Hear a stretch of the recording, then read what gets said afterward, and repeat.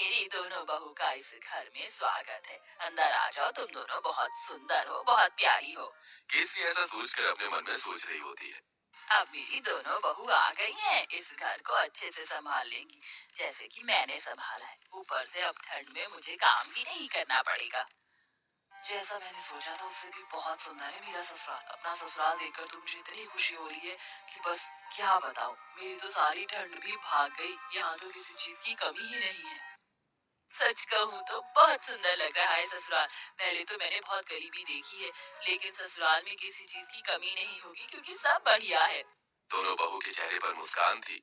तुम दोनों बहुत थक चुकी होगी और तुम्हें ठंड भी लग रही होगी। चलो, मैं तुम्हें तुम्हारे कमरे में छोड़ आती हूँ। उसके बाद तुम्हारी पहली रसोई की रस्म करेंगे। केसरी ऐसा कहकर अपनी दोनों बहू को उनके कमरे में लेकर जाती है, जहाँ दोनों बहू थोड़ी देर आराम करती हैं। कुछ ही देर में केसरी उनके पास आती है और उन्हें पहली रसोई की रस्म के लिए बुलाती है। तुम दोनों ने आराम तो कर ही लिया होगा, चलो पहली रसोई की रस्म भी कर लेते हैं। केसरी ऐसा कहने के बाद दोनों बहू को ठंड में रसोई में छोड़कर बाहर चली जाती है। थोड़ी ही देर में फिर से वो दोबारा आती है। मुझे माफ कर देना, मैं तो तुम्हें सामान निकाल कर देना ही भूल गई, अभी देती हूँ। केसरी रसोई में आकर एक कटोरी लेती है और उसमें 6 चम्मच चीनी डालती है, 2 गिलास दूध निकाल कर रख देती है और साथ में 2 कटोरी चावल निकाल के टोंगे में रख देती है। ये रहा सारा सामान। अब तुम अच्छी सी स्वादिष्ट खीर बनाकर सभी के लिए मीठे में लेकर आ जाना।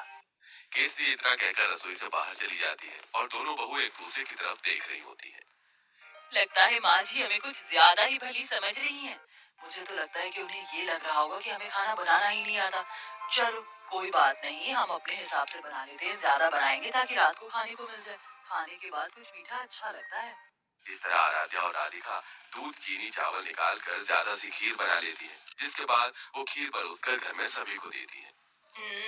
बहुत अच्छी खीर बनाई है। वैसे ठंड में खीर अच्छी लगती है, लेकिन चलो खाना तो अच्छा बनाना आता है तुम्हें। कितनी अच्छी बात है, मेरी बहू तो बिल्कुल मेरे जैसी आई है, थोड़े सामान में ही अच्छा खाना बनाना। केसरी ये सोचकर बहुत खुश हो रही होती है। वो कुछ देर बाद अपने कमरे में आराम करने चली जाती है। अब दोपहर का खाना बनाने की बारी आती है, तो दोनों बहू ठंड में रसोई में आती है। कुछ ही देर में केसरी भी रसोई में आती है। अरे इस वक्त तुम रसोई में क्या कर रही हो? माँ जी हमने सोचा कि समय पर ही दोपहर का खाना बना देते हैं। अरे दोपहर के खाने की क्या जरूरत है, सीधा शाम को खाना बनाना चाहिए ना। वैसे भी ठंड में इतनी भूख कहाँ लगती है। और इस पतीले में क्या रखा है? केसरी तब पतीले को देखती है तो उसके अंदर खीर होती है।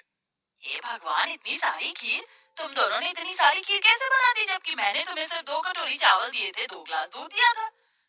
अरे माँ जी, हमने ज्यादा इसलिए बना ली थी ताकि हम रात तक आराम से खीर खाते रहें। हे भगवान, तुम्हारा पेट है ठीक हुआ? आज के बाद ऐसा बिल्कुल नहीं होना चाहिए। जितना मैं सामान दूंगी उतना ही बनेगा। ठंड में इतना खाना कोई नहीं खाता।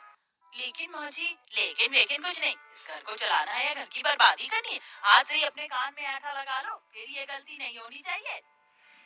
राम राम राम, इतनी सारी खीर देखकर कहीं आज मुझे हार्ट अटैक ही ना आ जाए। ऐसा बोलते बोलते केसरी अपने कमरे में चली जाती है और दोनों बहू ठंड में कांपते हुए एक दूसरे को देखती रह जाती हैं। फिर आती है रात को खाना बनाने की बारी। तो रात को जब खाना बनाने दोनों बहू ठंड से कांपते हुए रसोई में जाती हैं, उनसे पहले वहाँ केसरी मौजूद होती है। उसने पहले ही सब कुछ गिनती करके निकाला होता है। देखो बहू, ये एक बैंगन है, 4 आलू हैं, साथ में मैंने आटा निकाल कर रख दिया है। इस आटे में से केवल 10 रोटी बननी चाहिए। 2 मेरी, 4 तुम दोनों की और 4 दोनों मेरे बेटों की।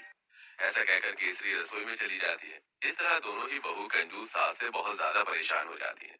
रोटी बनाते बनाते आखिरी में 10 रोटी के बाद एक लोई रह जाती है। दोनों बहू वो भी बना देती हैं। तो इस बात पर भी केसरी उन्हें खूब सारी बातें सुना रही होती है।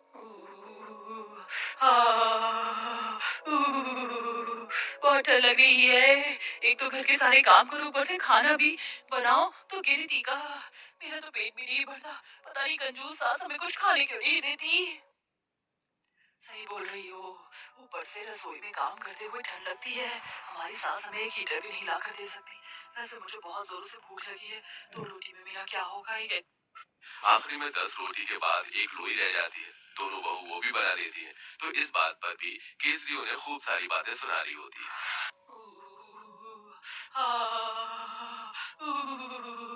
बहुत ठंड लग रही है। एक तो घर के सारे काम करो, ऊपर से खाना भी बनाओ तो गिनती का। मेरा तो पेट भी नहीं भरता। पता नहीं कंजूस सास हमें कुछ खाने क्यों नहीं देती।